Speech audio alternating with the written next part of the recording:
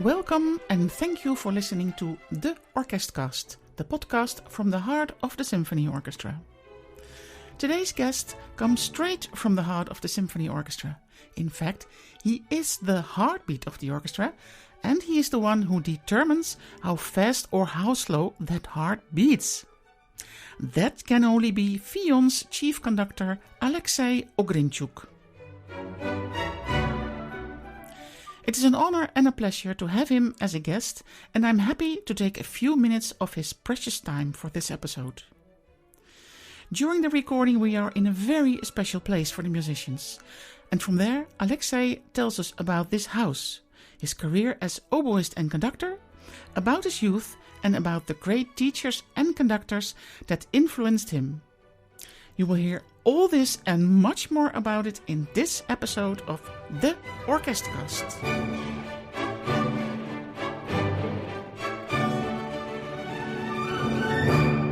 So, welcome. Thank you very much. Can you describe to the listeners what kind of house we are? Yes, with pleasure. So this is indeed, it is a very special place. Since few years, the Royal Concertgebouw Orchestra got the RCO house, so which is situated, as you could see now, very, very close by the Concertgebouw in Amsterdam. So this is a fantastic place where all the offices are, all the managers are working here, all the administration of the orchestra, direction is working here, and we have a most wonderful studios, very modern, as you can see. Yes. So this is really wonderful, where the musicians can book these few rooms and being able to practice during the daytime after the rehearsals, etc. Rehearse some ensembles, so to practice for yourself. So yeah, this is indeed a wonderful place, and we are, I think, all very lucky to have such a great home, second home. Yes, and it's very busy here, so everybody is practicing really seriously and very hard because. Of course, yeah, of course, nothing new. No, of course, of course. But let's run into the questions that I have for you. Well, everybody knows you're the solo-oboist of the Royal Concertgebouw Orchestra. I must say you're the king of the oboe world, and you play in one of the finest orchestras. And then I think you have it all, but you think, no, I want more. I want to become a conductor. So when and how did that happen? Well, that's a good question. So, well, it's true that I have been now in the orchestra. This is my 19th season with the Concertgebouw Orchestra. Yeah. And before that was another 6 years with the Rotterdam Philharmonic Orchestra. Yeah. So it's my 25th season altogether in the orchestra as an orchestra player, as an orchestra member. So that's true that this is it feels good now with this kind of serious dates, serious numbers.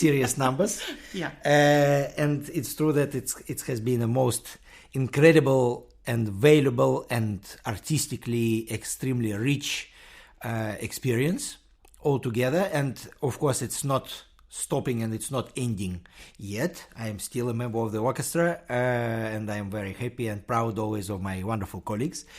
It is a fantastic orchestra. So I have to say, with the conducting, things developed in the most, I would say, natural way. From my perspective, which gives me also a lot of inside peace, and I know that nothing was or is really forced in any way. It is not.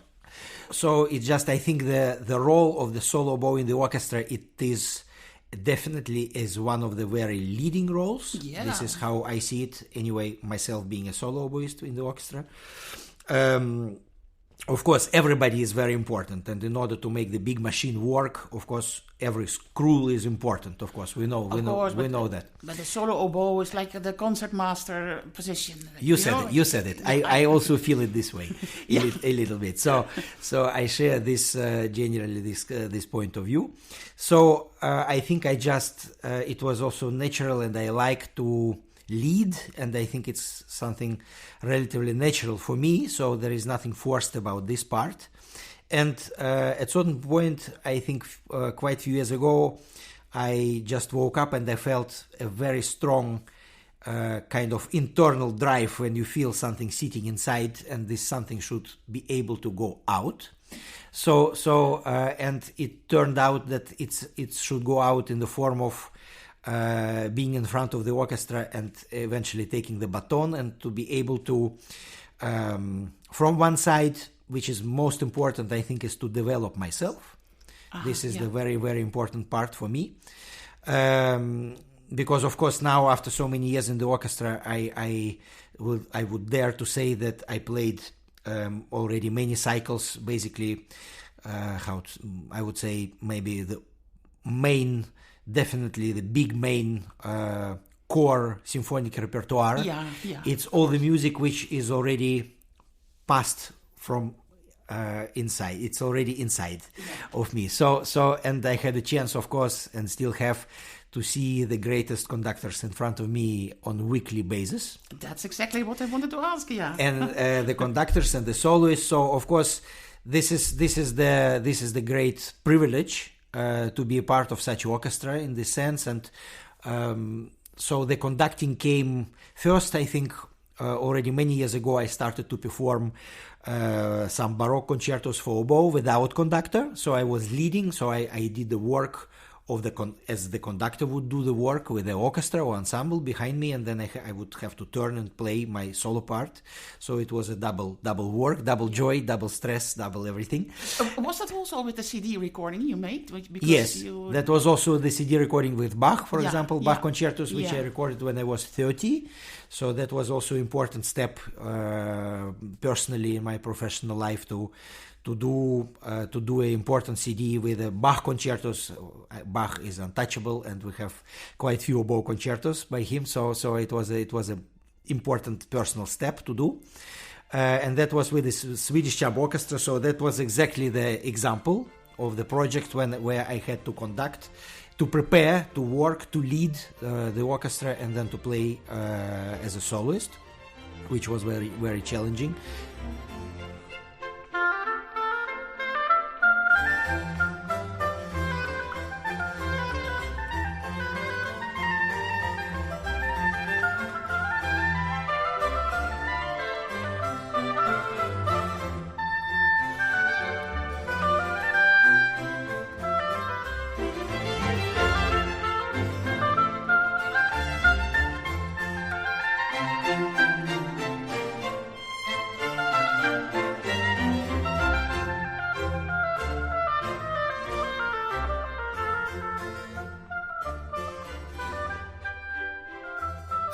And then step by step, I think I had quite a number of this kind of projects altogether.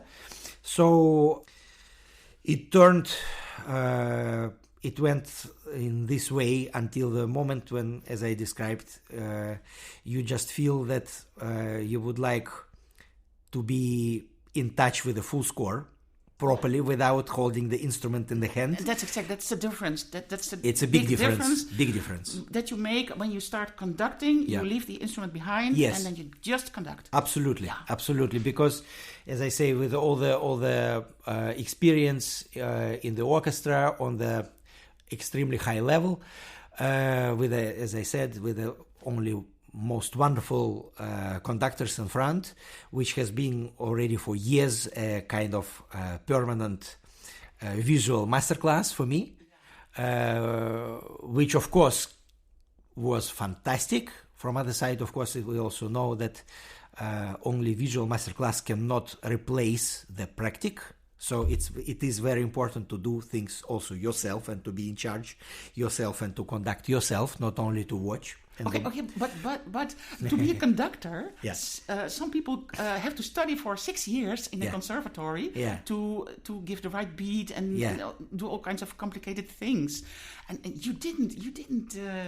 That's true. I didn't. The truth is, yes, I was studying first in Moscow in Gnesian Special Music School, which is a wonderful school, which gave me a very, very solid base for also theoretical subjects like solfège and musical analysis, etc., harmony. Yeah. And then when I was 16, I got into Paris Conservatoire National Supérieur de Musique et de Danse. Absolutely. In Paris, which was a very big major step in my development, which played an essential role, and I feel very lucky, extremely lucky with the education altogether which I could get. First in Moscow as a beginning, and Paris, which was really the main period of time to discover many things, of course, oboistically, and also be able to go to listen to wonderful concerts in Paris. You can imagine, with such a capital,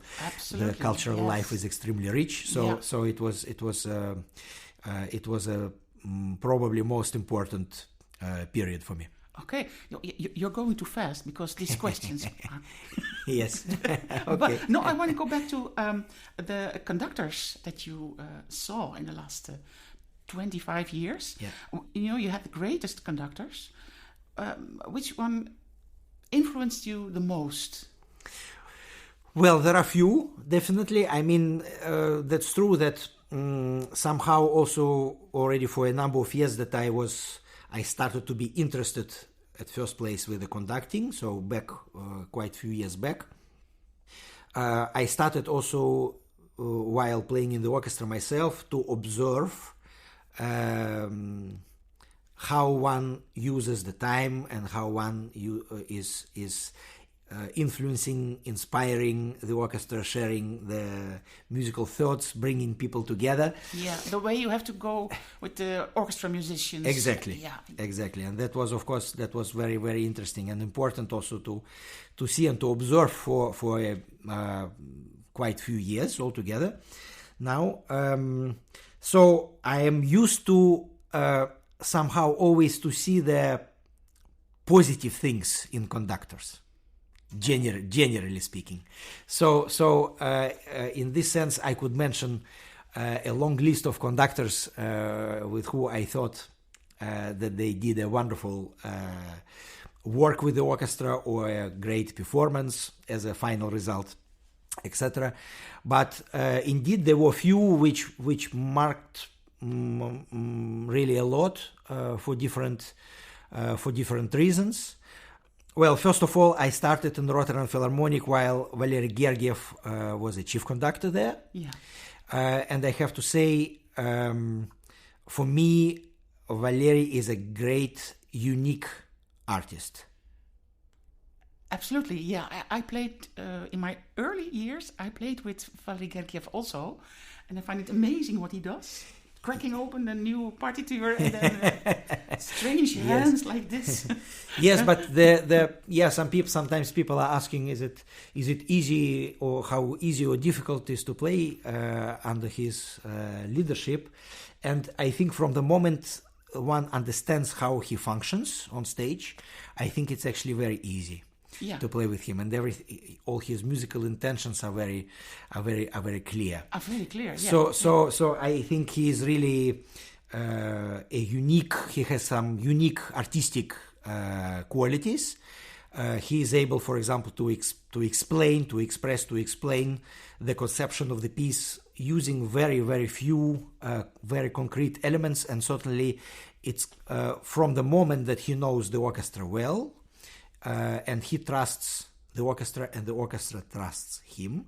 It's like a very huge puzzle coming together in a very short time, and this brings to most incredible and impressive and convincing performances. Yeah. So, of course, I like definitely to mention my other very dear chief conductor for 10 years in the Concertgebouw Orchestra is Marius Janssons. Of course, who I miss so much. Yeah. Since he unfortunately passed away.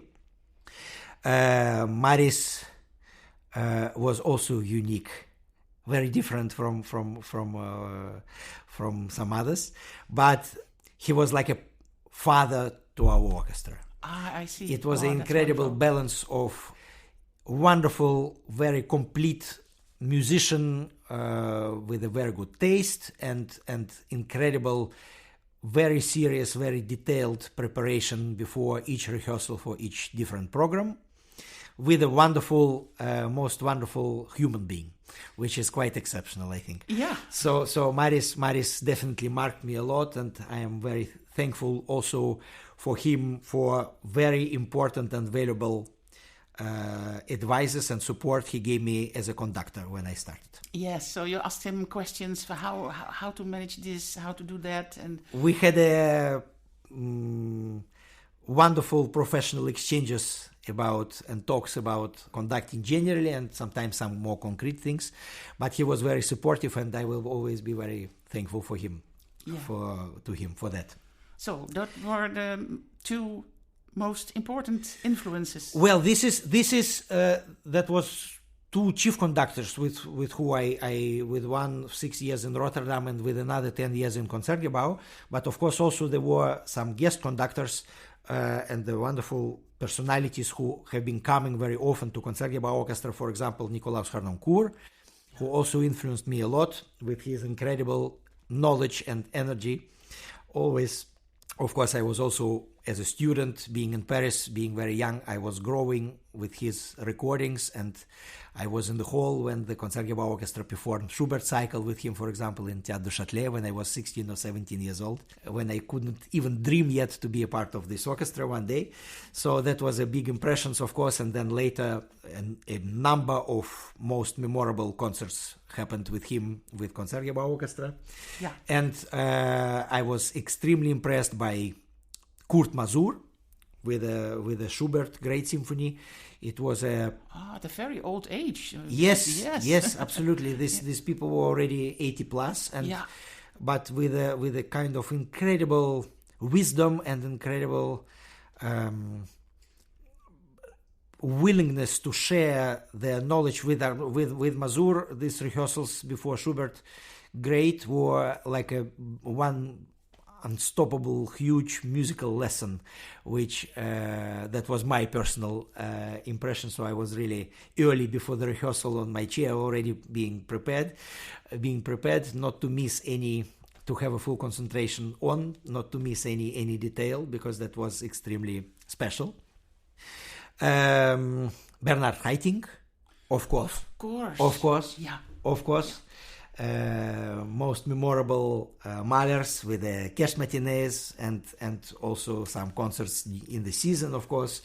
It's very different sort of conductor. Everybody is very different. And this is why it's so interesting to mention these fantastic musicians, these people, because as I say, I could see a very inspiring and many incredible, beautiful things which were very different in each of them. And this what was also building my musical taste, I think, for years, being able to see and to take the best elements from different people. So I take it really as a kind of privilege. And now I know your secrets. Well, there are no secrets. But Bernard Haitink definitely, of course, with a very unique aura, and the concerts with the Concertgebouw Orchestra were always, each concert with him was an event. The orchestra played incredibly for him. I would say also, of course, related to the very big and very rich history the orchestra had with him while he was a chief conductor back earlier. So Ivan Fischer, I also like to mention, who in my eyes, in my regard, is also a great, very special, knowledgeable and inspiring artist, definitely. So I can go on. It's a long podcast. And I like, of course, to mention, very important, the recording which influenced me a lot. Few recordings. It's somebody with who, unfortunately, I had never chance to play due to generation issue.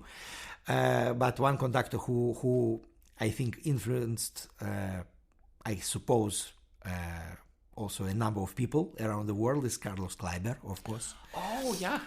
Because when we are talking about freedom freedom on stage and freedom of expression on stage, then I like to mention his name because I think he was a really big maestro. Okay, yeah, freedom on stage. That's exactly what I want to say about you. Because I was there when you conducted Beethoven symphonies, and I was there when you conducted Mahler Fifth Symphony at Christmas. And what I find, I really enjoyed it very, very much. It was a great pleasure to play with you, because the first thing you do is you let the orchestra play to make it sound free, and you can play freely. But then you start to shape things up, a little less here and a little less there, and then it was really a joy to rehearse and a joy to good to hear. Yeah.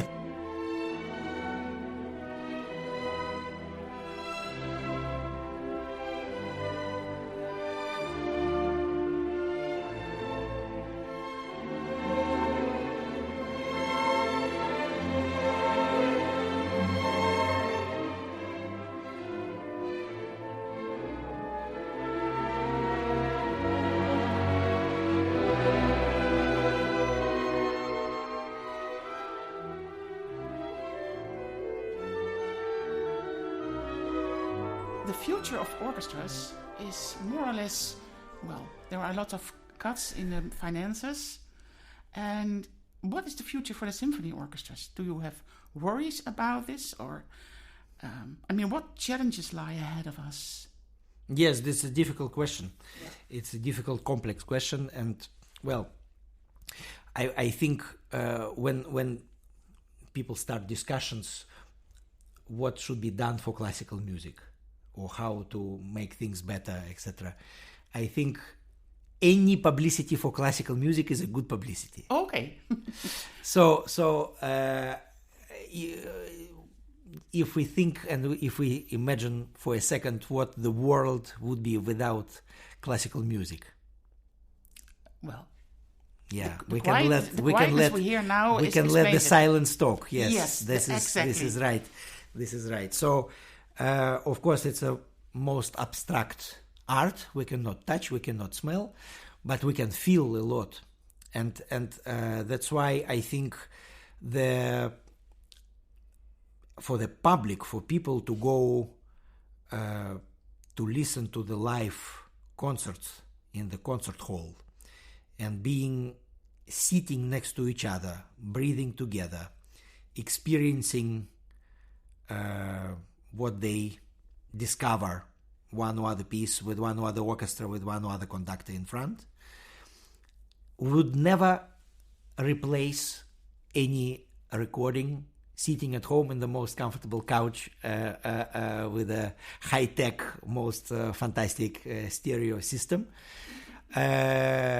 which is still good to have eventually, but it would never replace that, I think. So it's becoming a very great, important personal experience, which I think it's very important for basically every person to really go through, to experience it him herself, and then people would realize how big role and how big role this might play in the daily life eventually, because we are, as an artist, we are performing for the public. But we also, the music, it's, well, I am talking for me, but I suppose, and I hope some people, maybe many people would agree, that the music is a style of life. We don't have free weekends, we don't have free evenings, we are living, it's all turning around the music. Yes. I am biking home from the orchestra, I am singing something, or I am listening to something. It's a permanent combination. Yeah.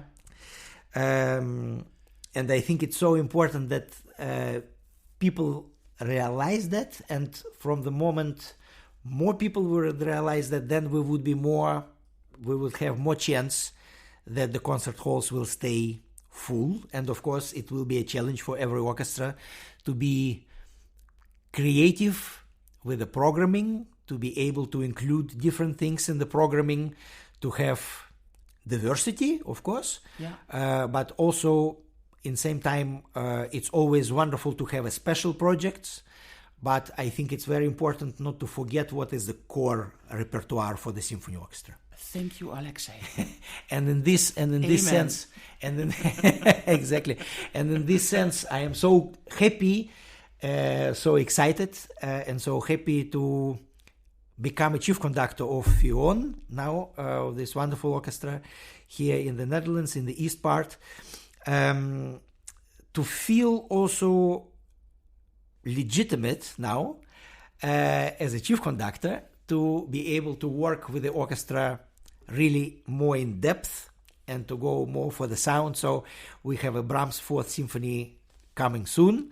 So we will definitely work on the sound. And this will be the wonderful opportunity. And of course, I am very happy to be able already to do in the last autumn, the Beethoven Festival. So we did 4 different symphonies, very different. And it was already by itself a beautiful musical journey like this, I think, together. And I think it was so wonderful and so important to see the orchestra developing, growing, and enjoying performing 6 times Mahler Fifth Symphony around the Christmas time. Exactly. Which was wonderful to have to feel united the full Phion together on stage. So I think it's wonderful also to have these big symphonies, big projects with the orchestra, that the people, because it's a young orchestra with this name, but of course it's built from 2 orchestras with their traditions and with their past and their history from Enschede and from Arnhem. But I think it's wonderful that the orchestra is united on stage for these big projects, and it is my very important goal and wish to unite. So this is definitely belongs to the very greatest priorities.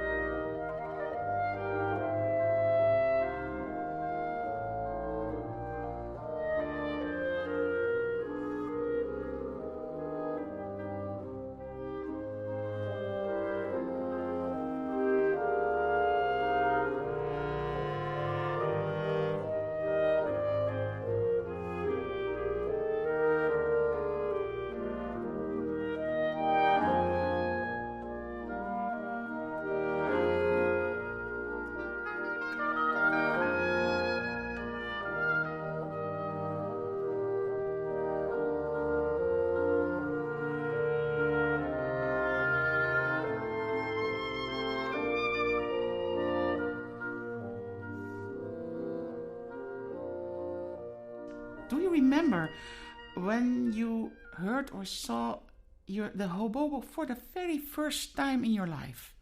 Because your parents are both pianists. Yes, that's right. And they wanted you to play the piano. And you did start with the piano. That's correct. And then something happened. When? Well, I don't know if they really wanted me to become a pianist.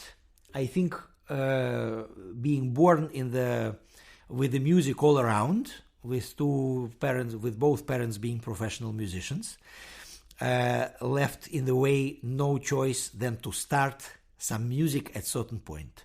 So indeed I started to play piano when I was 6.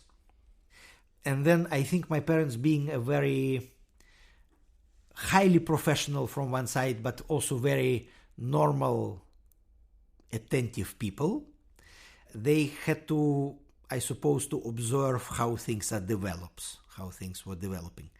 And probably at some point they saw that I, in a way, do react, and this is going relatively good, and this element is getting quite easily, etc., etc. So we decided to continue more seriously with the music. And then that's true that at that time my father performed a lot with one very famous Russian oboe player from St. Petersburg Philharmonic. So I heard and saw oboe quite often from close at home, because they were rehearsing in our place. So I think it was a determined determining element in my choice. And of course, a part of that, of course, my parents brought me very often to listen to different concerts, symphonic, chamber music, opera, etc. And I have to say, even while listening to symphonic orchestra, I was always I had a click with the oboe sound always when I heard it.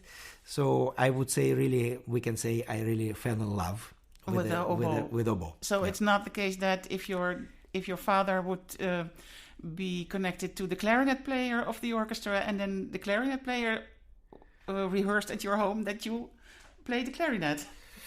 I No. don't think so. No. But it's difficult to turn things in the past and to imagine what would have been if. This is difficult to say, but I think oboe, it's really was this sound was really talking to me. Yeah. Right. And then you started to play the oboe. And then I started to play the oboe when I was 9. And 1 year later, I got into this Gnesian school, which was a wonderful, really best place to be in this age. But that's the oboe school was the Russian school? We can call it this way. I think my teacher, my professor in Moscow, Ivan Pushishnikov, he did his absolutely very best to put on the highest standard the Russian way of playing oboe, let's say. But it was clear once I joined Paris Conservatory, it was clear where the center is for my instrument. Because already, of course, there are a few things which indicates quite objectively, I would say, that Paris is one of the, if not the center for oboe, because already the word by itself, the hautbois, it's a French word, so high wood, hautbois. Yeah. Oh, of course. So, yes. and then of course many French Baroque composers wrote for oboe already back a few centuries back, like Couperin, for example, with the Concert Royal for oboe with the basso continuo. And the manufacturers of the instruments are mainly in France. There are quite few French brands producing oboes, and people around the world are in majority are playing on the French built instruments.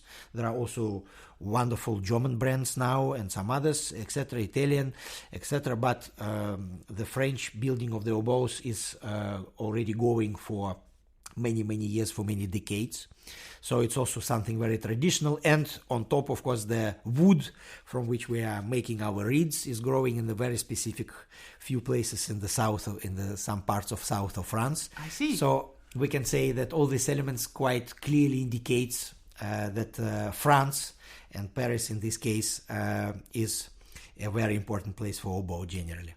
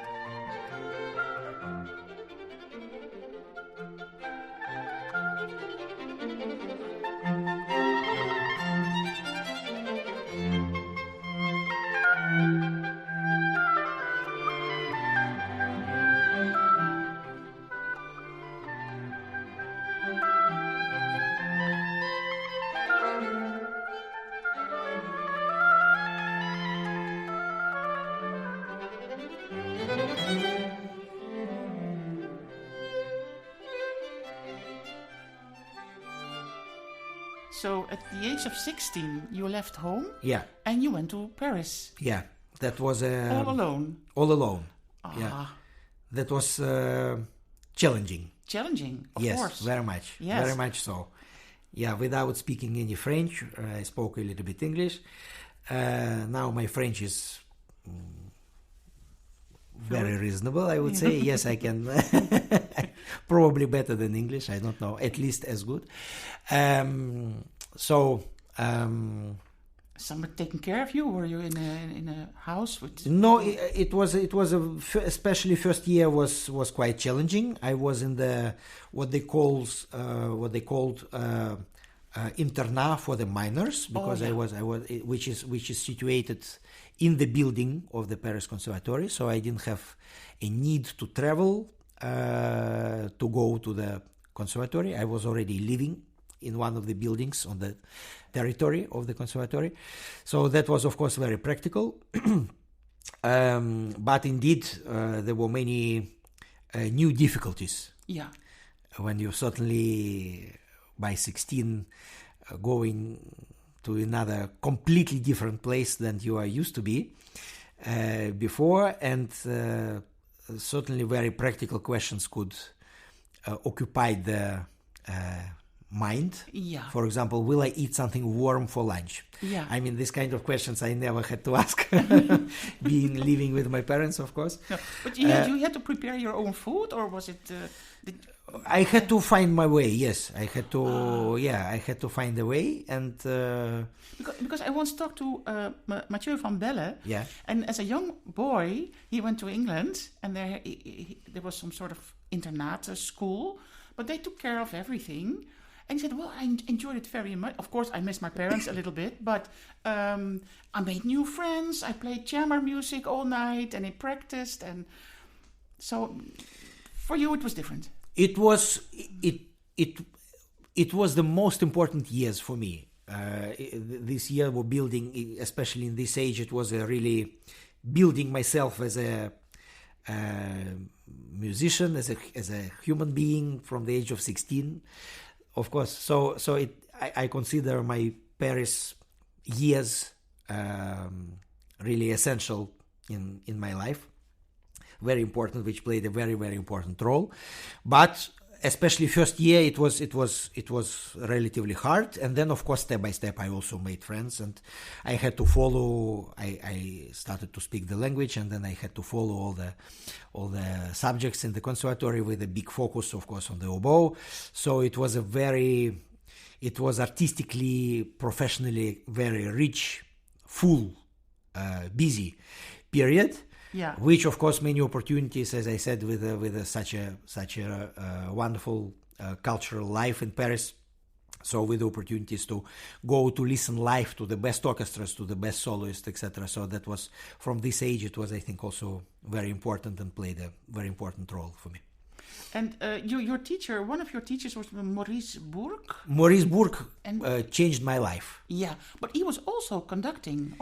He was also conducting a little bit, yes. Yeah. I think he maybe wanted to conduct a little bit more, but for some reasons it didn't happen. But I know every time he did conduct, he was a happy man. And we had few talks, and I remember he called me once and he said, "Do you know what happened? I was conducting for the first time La Symphonie Fantastique."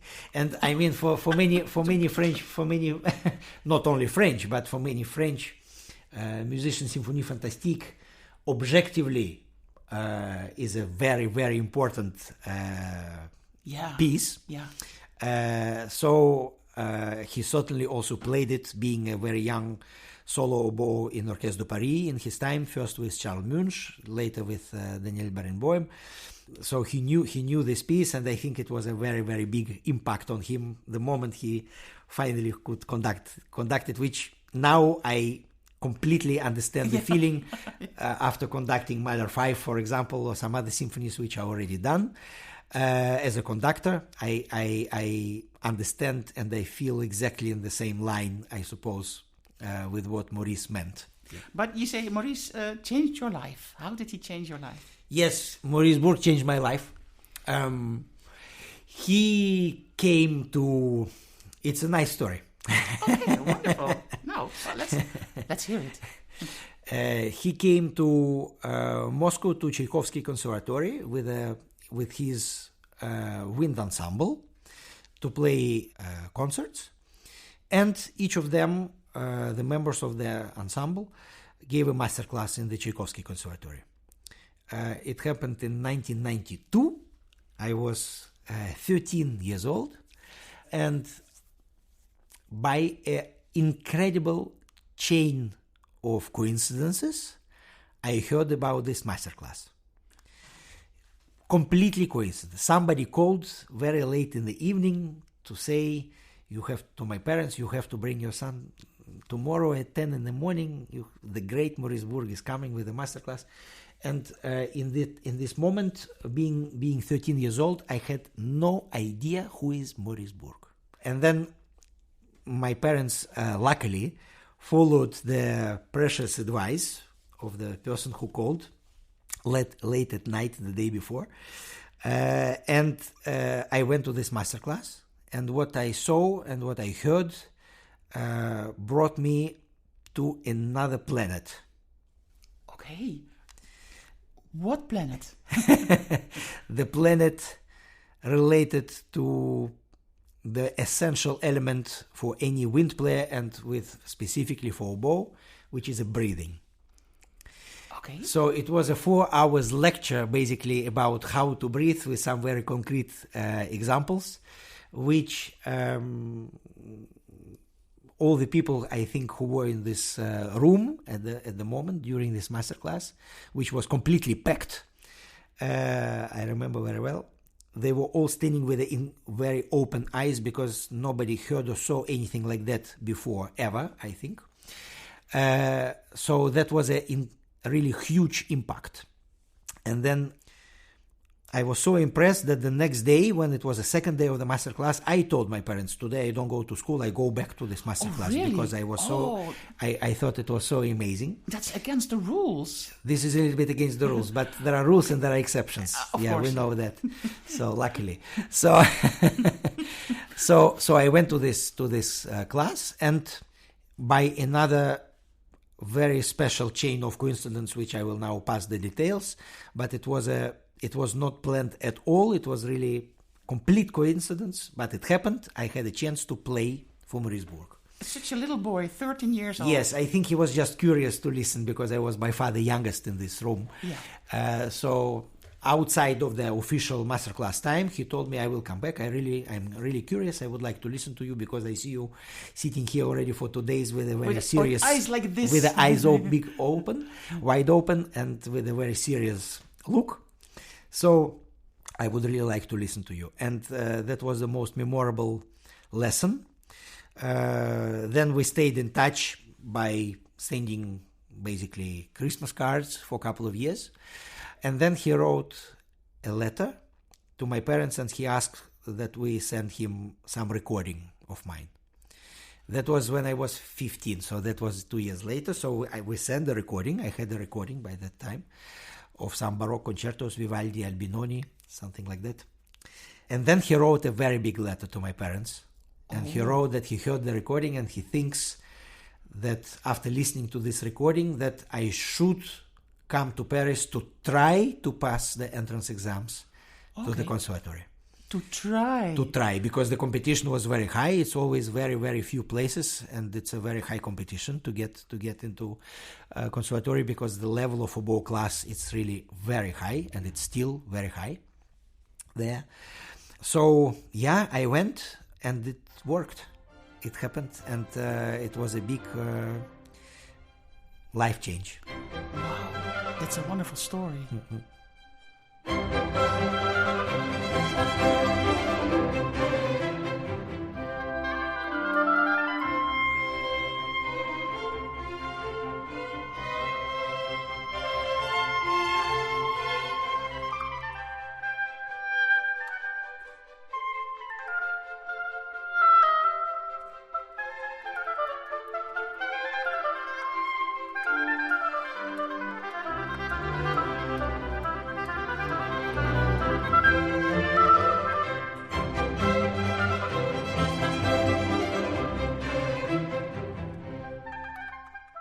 So that's how your life started. You studied only 4 years, and then you already got a job in Rotterdam Philharmonic Orchestra. Or was there first another orchestra? No, Rotterdam Philharmonic was the first orchestra. Okay, and you were, as first oboist. As first oboist, yes. I won this audition when I was 20. Also by kind of a chain of coincidence.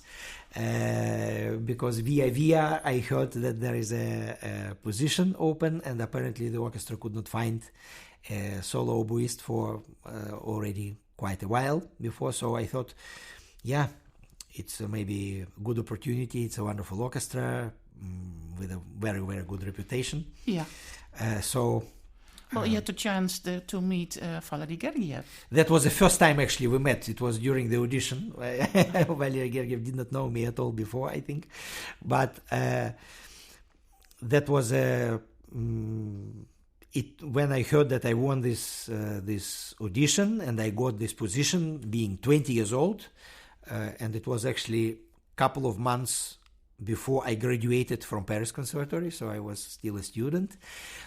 I have to say I'm very thankful to Rotterdam Philharmonic for the most wonderful first 6 years with them, because it was everything was for real there for the first time. First Mahler, first Bruckner, first Strauss. Yeah. It was in Rotterdam Philharmonic, and yeah. I'm very, very thankful to my wonderful ex-colleagues there, because it was a very important period of time for me.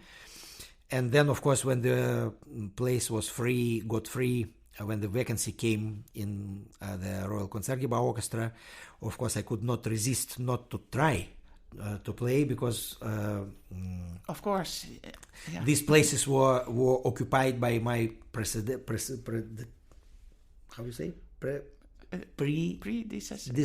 Yes. I'm not sure. Yes, I think if it's wrong, we'll pick it out. Yes. It was occupied for more than 30 years. Yeah. Because both principals. Han de Vries was No, that was Werner Herbers and Jan Spronk. Jan Spronk, yeah. And they both played more than 30 years in the orchestra, so they were literally physically no position free during these years. So, of course, also knowing the orchestra from a number of great recordings, and as I said, also live when I had a chance to listen to the orchestra live.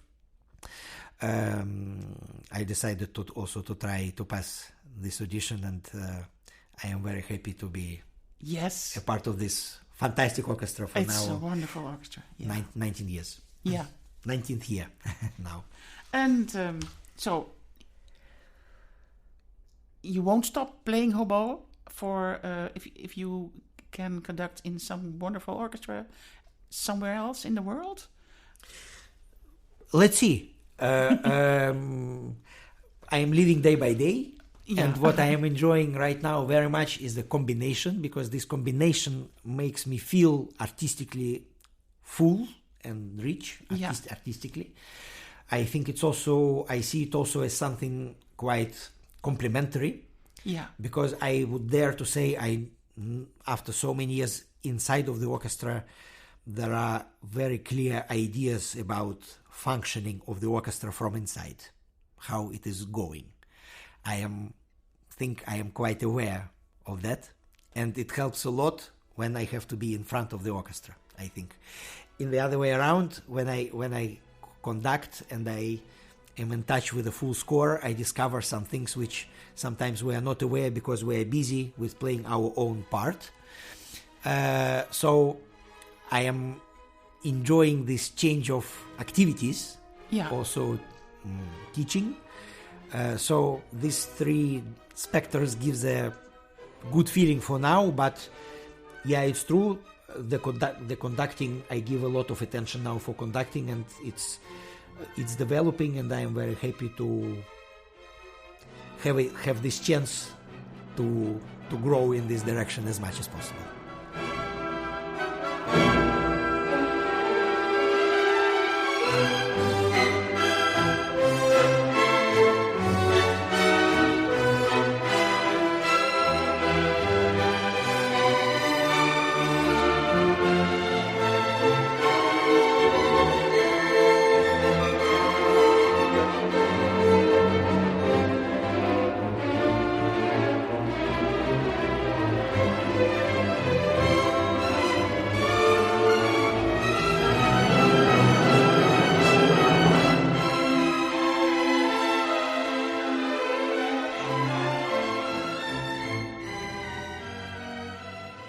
Well, every program I am doing with Phion is very special for me and very exciting. Because it's the first time you conduct Brahms 4. That's right. Yeah. That's right. And it was first time with Mahler 5 Yeah. in December. And that's why, as I said, it was so wonderful that with Phion we have the opportunity to have a good number of concerts with the same program. Yeah. So it feels already like a nice tour with 5-6 concerts. It's just we that have 6 concerts. we have 6 concerts, 6 concerts with Brahms, and we had 6 concerts with Mahler, which I think it's wonderful because first of all I think Phion with Phion we are very lucky to have a most wonderful concert venues in the east of the Netherlands. Okay. I think I enjoy very much all the halls where the orchestra is performing on the regular basis. Yeah. Of course, with the 2 hometowns, with the home cities. We have wonderful halls, yes. With the Arnhem and Enschede. Yeah. But also, of course, Nijmegen. It's always a big joy to be there. Utrecht is a fantastic hall. It's always a great pleasure to be back, of course. And I had a very good discoveries in last few months, also with Apeldoorn, Zwolle. I know orchestra is also often performing in Dutenham. I think it's all very important. I think it's wonderful. Of course, maybe I'm sorry if I forgot maybe some other places, but this is already a very nice number because we have a chance to perform the programs 5-6 times. Yeah. So it's great to see the orchestra adapting to the new every other concert hall very quickly. Of course, the orchestra knows these halls for years, but it's still every time a little bit a challenge, but it's a healthy challenge. It should keep ideally people being very alert and a little bit with the attitude sitting on the edge of the chair because we have a short acoustic rehearsal just before to adapt quickly to fix the balance, which is of course also a big responsibility for the conductor. Yeah. So it's I think it's wonderful also to have a chance to play all these great symphonies and see the orchestra developing during the symphonies. And for me that was very much the case with Mahler, and that's why now I'm also very much looking forward for Brahms, which is Brahms 4.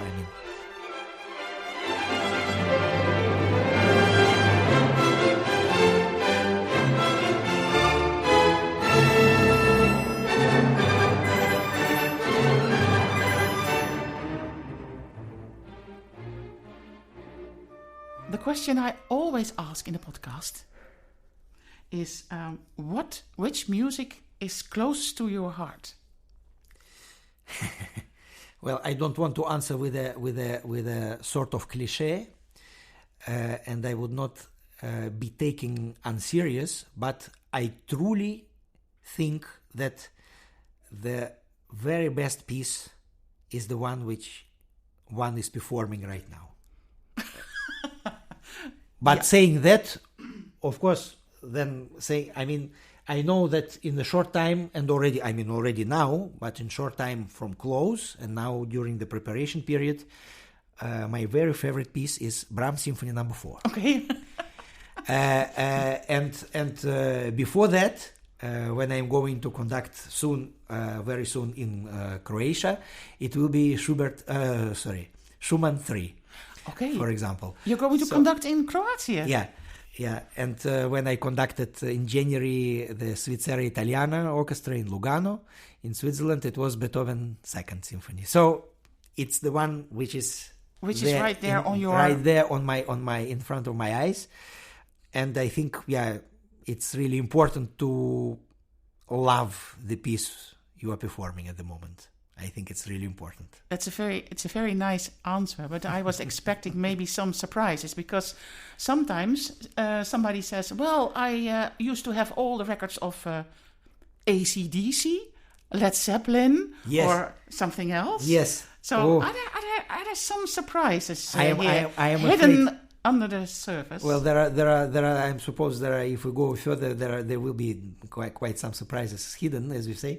But with every person, we can find those. But I am afraid with the AC/DC, I am not a very big connoisseur.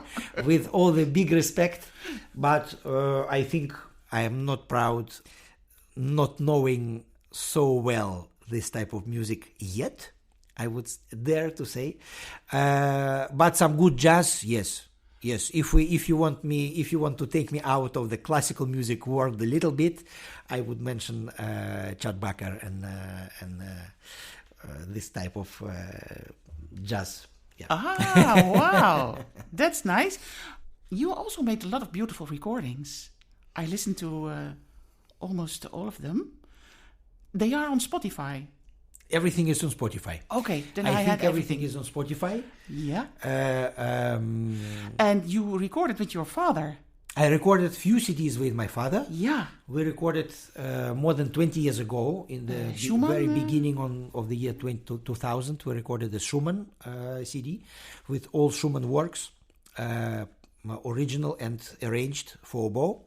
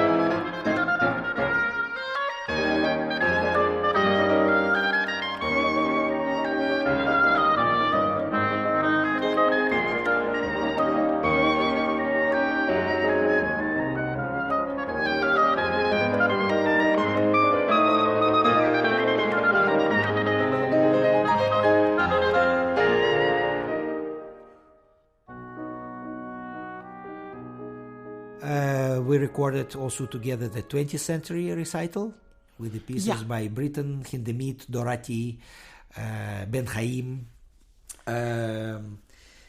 and Strauss, oboe concerto. I recorded also with my father the Mozart Violin Sonata, arranged for oboe in B flat major, which in my opinion fitted very well the oboe. And apart of that, of course, there are some other CDs. There are Bach concertos with the Swedish Chamber Orchestra. There is a Strauss oboe concerto live performance with the Concertgebouw Orchestra, with the Royal Concertgebouw Orchestra, with Andris Nelson, and Mozart Gran Partita. Of course, also with the members, with my colleagues of the orchestra, and we also recorded on Strauss CD. We have also this very impressive wind sonatinas, which is like a symphony for 16 wind instruments, which I also was very happy to record with my dear colleagues from the Concertgebouw.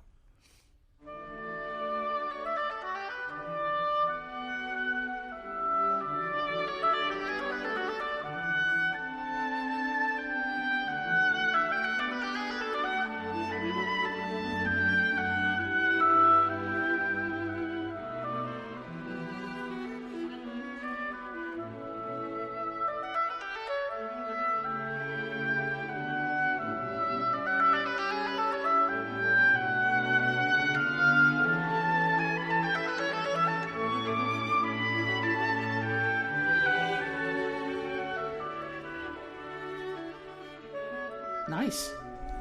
We will. And of course, the Mozart Concerto, and of course, some other CDs which were more a special project, and few CDs as a conductor, actually, also. Yeah. A few CDs as a conductor. I accompanied. Dat heb ik gezien. Fagot. I accompanied Bram van Sambeek, my very dear friend and ex-colleague from Rotterdam Philharmonic from long ago. with the bassoon concertos by Mozart, Weber, and Dupuis, also with Swedish Chamber Orchestra. So then I was only conducting. And I also accompanied the Stravinsky violin concerto with wonderful Belgian violinist Josif Ivanov with Brussels Philharmonic Orchestra, which is also on the CD now. Yeah.